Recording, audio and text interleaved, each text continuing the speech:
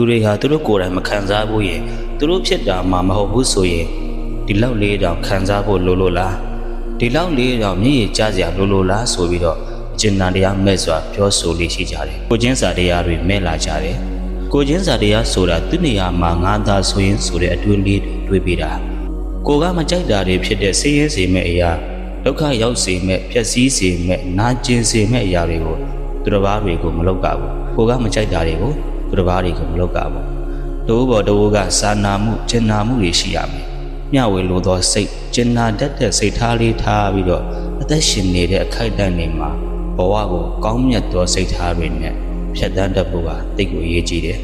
အချို့သောသူတွေကကိုယ့်ရဲ့ကိုချင်းစာတတ်တဲ့စိတ်ထားလေးတွေသူတစ်ပါးတွေအပေါ်ကိုကျင်နာတနာတတ်တဲ့စိတ်ထားလေးတွေကိုချပြင်းပြီးတော့လိန်ညာသွားကြတယ်လောကမှာအာနာတတ်တဲ့သူတနာတတ်တဲ့သူကျင်နာတတ်တဲ့သူတွေဆိုရင်လူတွေကပို့ပြီးတော့လိန်လို့ညာလို့ကောင်းကြတယ်လိန်ရပါစေညာကြပါစေကိုယ့်ရဲ့ပေးကမ်းမှုကြောင့်ကိုယ့်ကိုလိန်သွားလို့သူတို့အဆင်ပြေမယ်ဆိုရင်ကိုလည်းပဲကုသိုလ်ရတယ်ကိုယ့်ကိုလိန်သွားတဲ့သူကိုလည်းပဲမေတ္တာပို့လိုက်ပါငါ့ကိုလိန်သွားလို့သူတို့လေးတွေအဆင်ပြေတယ်ဆိုရင်ပဲငါအတွက်ကုသိုလ်ရပါတယ်ဆိုတဲ့စိတ်ကိုသာ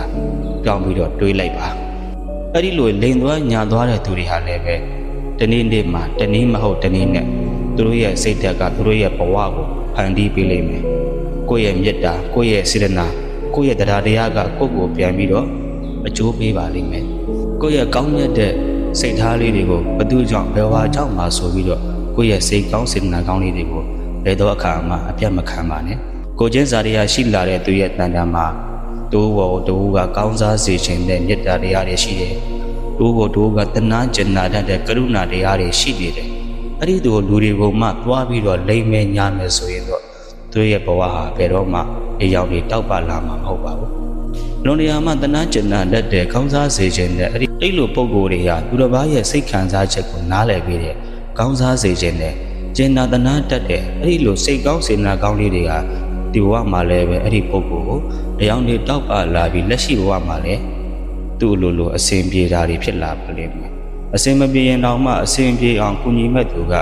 တနည်းမဟုတ်တနည်းနဲ့ပေါ်လာမှာပါဒီဘဝမှာလည်းပဲအကျိုးရှိတယ်လို့နောက်ဘဝတွေမှာလည်းပဲကောင်းသောဘဝတွေကောင်းသောအကျိုးတွေကိုခံစားရမှာဖြစ်ပါတယ်ကိုချင်းစာတရားဆိုတဲ့စိတ်ထားလေးကသူတော်ကောင်းပုဂ္ဂိုလ်တွေမှာသာရှိတတ်တဲ့အရာဖြစ်တဲ့အတွက်ဒီနေ့ကစပြီးတော့အလုံးကောင်းသောဓမ္မမိတ်ဆွေတွေဦးစင်းတို့တွေကကိုချင်းစာတောင်းလေ့ကျင့်ရမယ်ကိုမကြိုက်တဲ့အရာတွေကိုသူများတွေကိုမလုပ်မိအောင်ဘဝမှာကြိုးစားနေထိုင်ရပါလိမ့်မယ်